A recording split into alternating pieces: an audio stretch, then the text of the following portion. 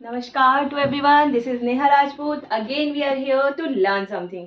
तो हम कल का ही टॉपिक कंटिन्यू करते हैं आज, ठीक है। तो हम पढ़ेंगे आज किसके बारे में, CCE। तो कई बार ऐसे ही मतलब इसकी फुल फॉर्म भी पूछ ली जाती है, जो कि बहुत इजी है, तो सबको याद होनी चाहिए। Continuous and comprehensive evaluation. Continuous का मतलब होता है सतत, कॉम्प्रिहेंसिव का मतलब होता है व्यापक, और इवेल्युएशन का मतलब होता है मूल्यांकन, ठीक है। इसका मतलब लगातार जब हम बच्चे को जांचते रहते हैं कि बच्चे ने कितना सीखा कितना नहीं सीखा, तो इसका मतलब होता है कॉन्टिन्यूअस।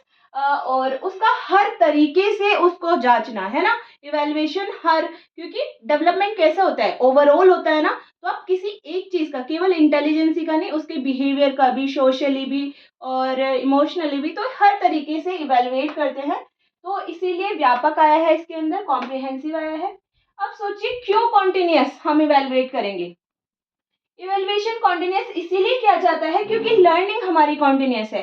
ऐसा तो नहीं है हम एक बारी में ही सब कुछ सीख जाते हैं, है ना। हमने ये भी पढ़ा है स्पाइरल करिकुलम के बारे में भी, हमें सिखाया ही धीरे धीरे जाता है और लर्निंग हमारी डेली बेसिस पर चलती ही रहती है। तो इसीलिए जो हमारा इवेल्युएशन है वो कॉन्टिन्यूअस है, ठीक है। अब जो इवेल्युएशन होता है वो दो तरीके का होता है, फॉर्मेटिव और सम्मेटिव।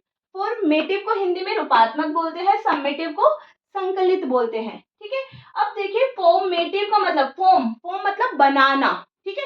तो इसके अंदर आ जाएगा जब हम क्या कर रहे हैं, बना रहे हैं, लर्निंग को बना रहे हैं, बच्चे को कहीं ना कहीं लर्निंग सिखा रहे हैं, तो इसीलिए फॉर्मेटिव आया है।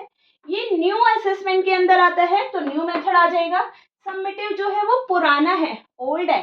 संकलित, ठीक है, जिसमें एक साथ इवेल्युएशन होगा।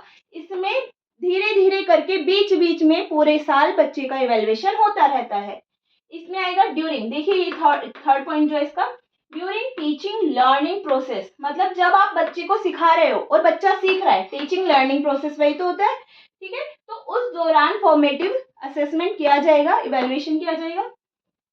समेटिव में क्या हो जाएगा, end of teaching learning process, क्योंकि पहले के जमाने में हम क्या करते थे, एक फाइनल एग्जाम होते थे जो कि मतलब पूरा साल नहीं देख रहे हम कि बच्चे को कहाँ पर प्रॉब्लम आ रही है, कहाँ पर सॉल्यूशन करा जाना चाहिए, उसके रेमेडीज दी जानी चाहिए ताकि उसकी प्रॉब्लम को प्रॉपर तरीके से क्या करा जाए, सोल्व करा जाए, रिजोल्व करा जाए, ठीक है।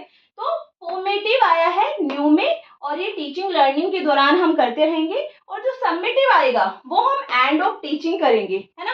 जब आपने बच्चे को सब कुछ सिखा दिया ना, अब आप बच्चे से पूछ रहे हो अब आपको कोई दिक्कत, वो गलत हो जाता है। जब आप सिखा ही रहे हो तो आप उसी दौरान बच्चे की क्या कर रहे हो, असेस कर रहे हो बच्चे का, है ना, इवेल्युएशन कर रहे हो।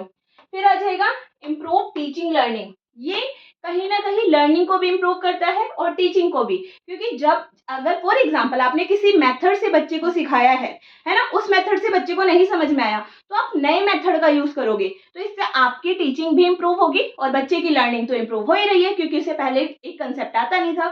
इसके अंदर जजमेंट टीचिंग लर्निंग, ये केवल और केवल जजमेंट करेगा, क्योंकि जब फाइनल एक कहीं ना कहीं फाइनल स्टेज पर आप इवेलुएट कर रहे हो, तो वहां पर आपका बस जजमेंट किया जा रहा है कि टीचिंग अच्छी थी और नहीं थी, या फिर लर्निंग में बच्चा अच्छा था या फिर नहीं था, इम्प्रूवमेंट नहीं होगी इसके अंदर। इसके अंदर अनलिमिटेड मेथड होते हैं, पर टेस्ट वगैरह नहीं होते, पेन पेपर वगैरह से टेस्ट नहीं लिया जाता है फॉर्मेटिव के अंदर। तो इसमें किस तरीके से हम इवेलुएट करेंगे, जैसे कि ऑब्जर्वेशन आ जाएंगी, क्विज आ जाएगी, या फिर डिस्कशन मेथड भी इसके अंदर आ जाता है, ठीक है। इसके अंदर पेन पेपर टेस्ट होगा, जो कि आप देते भी हो, एग्जाम्स देते हो, वो इसी के अंदर आ जाएंगे। रिटन टेस्ट होगा, ये ग्रुप एक्टिविटी होगी, क्योंकि जब आप सिखा रहे हो तो आप क्लास में ही ग्रुप्स को डिवाइड कर दोगे, तो एक ग्रुप एक्टिविटी पर बेस्ड होगा। ये इंडिविजुअल, क्योंकि आपका एग्जाम आप खुद देते हो, कोई और नहीं देता, है ना। फिर पहले इसका परसेंटेज जो था वो 40% था, आज के टाइम पर इसे जो इंक्लूड करा गया है वो 20% करा गया है। पहले इसका परसेंटेज 60% था, अब इसे बढ़ाकर 80% कर दिया गया है। एक जो मेन पॉइंट आ जाता है वो ये आ जाता है, जो लेबोरेटरी एक्टिविटीज हैं वो फॉर्मेटिव और सबमिटिव दोनों के ही अंदर आ जाती हैं, ठीक है। तो सबमिटिव और फॉर्मेटिव में क्या आ जाएंगी, लेबोरेटरी एक्टिविटीज आ जाएंगी। तो आज के लिए इतना ही, होपफुली आपको सब समझ में आ गया होगा। अगर कुछ ना समझ में आया हो तो कमेंट सेक्शन में कमेंट करिएगा। अब मिलते हैं कल, तब तक थैंक यू सो मच।